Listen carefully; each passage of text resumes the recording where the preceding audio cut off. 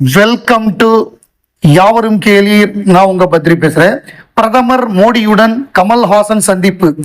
கீழடியை இந்தியாவின் பெருமையாக பறைசாற்ற வலியுறுத்தல். மக்கள் நீதி மய்யம் கட்சியின் தலைவரும் எம்பியுமான கமல்ஹாசன் டெல்லியில் பிரதமர் மோடியை நேற்று சந்தித்து பேசினார். அப்போது தமிழகம் சார்ந்த பல்வேறு விஷயங்கள் குறித்து ரெண்டு பேரும் விவாதித்ததாக கூறப்படுகிறது. முன்னதாக தமிழ்நாட்டின் தொன்மையை பிரதிபலிக்கும் வகையில் கீழடி தொல்லியல் களத்தின் செப்பு சிற்பத்தை மோடிக்கு கமல்ஹாசன் பரிசாக வழங்கினார். தமிழ் நாகரிகத்தின் தொன்மையை பறைசாற்றும் வகையில் சிறந்த நகர நாகரிகமாக உயர்ந்து நிற்கும் கீழடி ஆய்வு முடிவுகளை உரிய வகையில் அங்கீகரித்து கீழடியை இந்தியாவின் பெருமையாக பறைசாற்ற வேண்டும் என கமல்ஹாசன் கேட்டுக்கொண்டார்.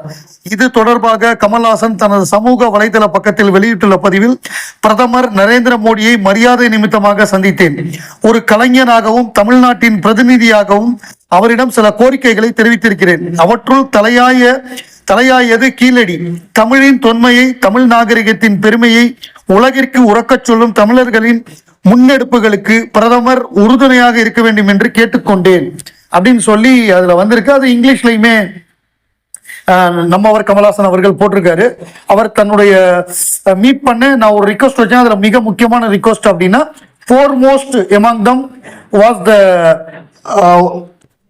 பிரதமர் மோடியை சந்திச்சு தமிழகம் சார்பான பல்வேறு கோரிக்கைகளை வச்சிருக்காரு. அதுல முதன்மையான கோரிக்கைங்கிறது வந்து the foremost among them was called to expedite the recognition of Kiladi's antiquity அப்படிங்கிறது, அதோட புராதன பெருமையை வந்து பறைசாற்றணுங்கிறது தான் அவருடைய மிக முக்கியமான கோரிக்கையா இருந்து. இதை தவிர இன்னும் சில விஷயங்களை குறித்தெல்லாம் அவர் பேசியிருக்காரு. அதை மெயினா இதை தான் அவர் சொல்லியிருக்காரு. அதாவது சொன்னாங்க, அதாவது இவர் பேசுனா எந்த சிஎம்ஓ போன் எடுப்பாங்க, எந்த பிஎம்ஓ போன் எடுப்பாங்கன்னு. போன் எடுத்து அது வந்து பொதுமக்களுக்கு பயன்படுற வகையில அவர்கிட்ட கோரிக்கை வச்சா பரவாயில்ல, அவங்களுடைய தனிப்பட்ட விஷயங்களை பேசினா அதனால என்ன பயன்? ஸோ இப்போ கமல்ஹாசன் வந்து தமிழக நலனுக்காக ஒரு விஷயத்த பேசியிருக்காருங்கிறது தான் முக்கியமான ஒரு விஷயம். நேற்றுக்கு ஒரே நாள்ல 3 சந்திப்பு, 3 விதமான விஷயங்கள் நடந்திருக்கு. ஒன்று, பிரதமர் மோடி அவர்களை வந்து சந்திச்சது. நம்பர் 1 அது வந்து கீழடி சம்பந்தமான கோரிக்கை வச்சாரு. நம்பர் 2 2வது சந்திப்பு என்னன்னா, திருமாவளவன் வந்து கமல்ஹாசனை சந்திச்சிருக்காரு. அவருடைய பிறந்த நாள் ஆகஸ்ட் 16. அந்த விழாவில் கலந்துக்கிறதுக்காக அந்த இன்விடேஷன் அதை வந்து கொடுத்துருக்காரு.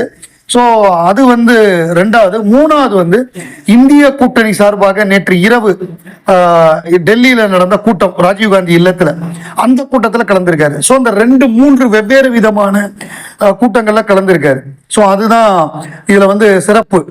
ஆக்டர் லில்லிபுட் அப்படிங்கிறவர் வந்து ஃபரூக்கி, அவருக்கு வந்து 74 வயசாகுது.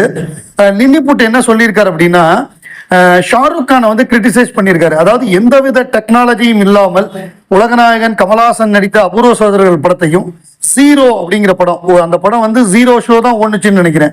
அந்த அளவு பயங்கரமான படம் அது. ஷாருக் கான் அவர் வந்து எப்படி அப்பு கமல் குள்ளமா நடிச்சிருந்தாரோ இவரும் குள்ளமா நடிச்சிருந்தாரு. அது டெக்னாலஜி எல்லாம் யூஸ் பண்ணி. அதாவது actor Lilliput criticize Shahrukh Khan's acting as a dwarf in the movie Zero. He compared it to Kamal Hassan's performance in Apurva Sahodhargal and said, "You are copying Kamal sir. You are not even equal to the dust on his feet." Kamal காலில் உள்ள ஒரு தூசிக்கு கூட உன்னுடைய நடிப்பு ஈடாகாது. கமல்ஹாசனை பார்த்து நீ அப்படியே copy அடிக்கிற. பட் அவர் வந்து எந்த டெக்னாலஜியும் இல்லாத காலத்திலேயே அவ்வளோ பிரமாதமா பண்ணியிருக்காரு அப்படின்னு சொல்லி தேசிய விருது பெற்ற கலைஞரான ஷாருக் கானை காட்டமா விமர்சனம் பண்ணியிருக்காரு. ஸோ இப்போ வந்து தேசிய விருதுகள் பயங்கரமா கிரிட்டிசைஸ் ஆகுது. அப்படிதான் ஆகும். ஏன்னா நமக்கு வேண்டியவங்களுக்கு விருது கொடுக்கணும்னு ஆரம்பிச்சுட்டாங்கன்னா அதோடைய நேர்மைத்தன்மை குறித்து கேள்வி வரும். அது பல்வேறு ஏராளமான பேர் கேள்வி கேட்கிறாங்க. ஊர்வசிலாம் அடிச்சு துவச்சு போட்டாங்க.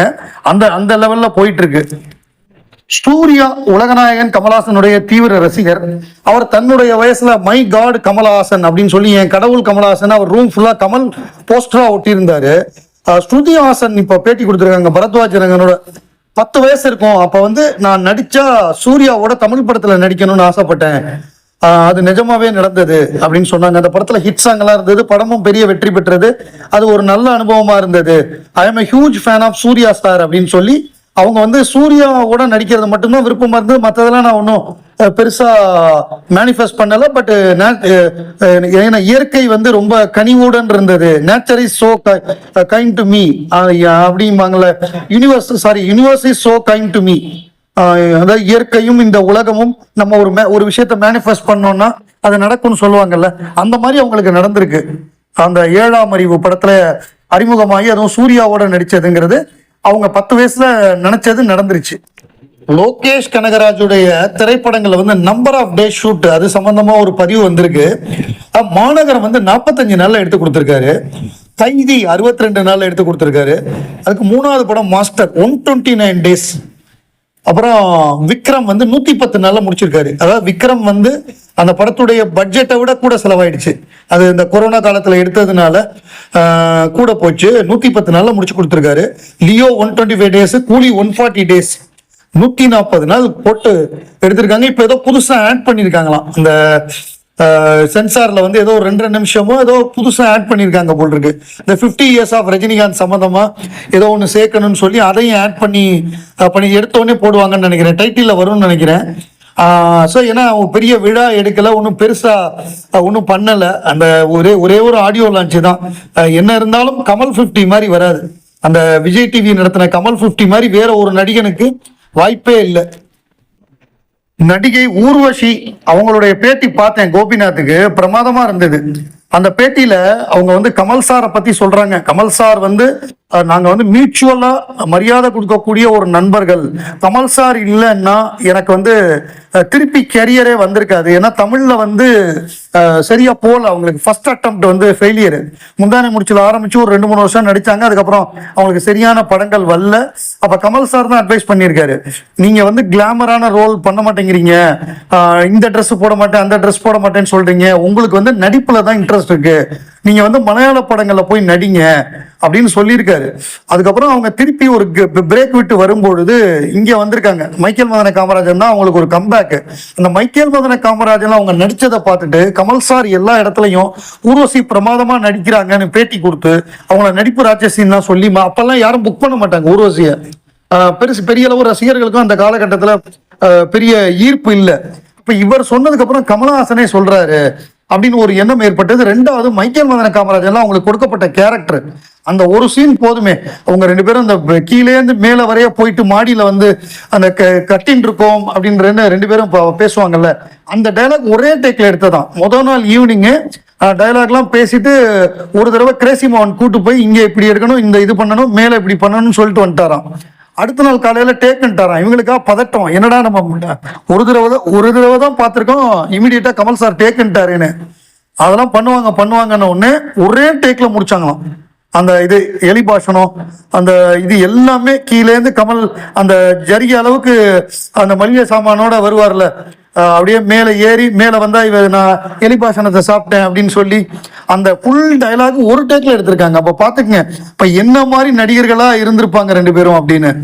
அதான் அவங்க வாட் எவர் இது பண்றேன்னா நான் இன்னைக்கு இருக்கேன்னா கமல் சார் அன்னைக்கு இது பண்ண சொன்னதுதான். அதுக்கப்புறம் நான் மலையாள படத்துக்கு போனேன். அதுக்கப்புறம் இப்ப எனக்கு நல்ல கேரக்டர்ஸ்லாம் வருது, இன்னைக்கு தேசிய விருதே கிடைச்சிருக்கு அப்படின்னு சொல்லி ரொம்ப ஹாப்பியா சொன்னாங்க ஊர்வசி.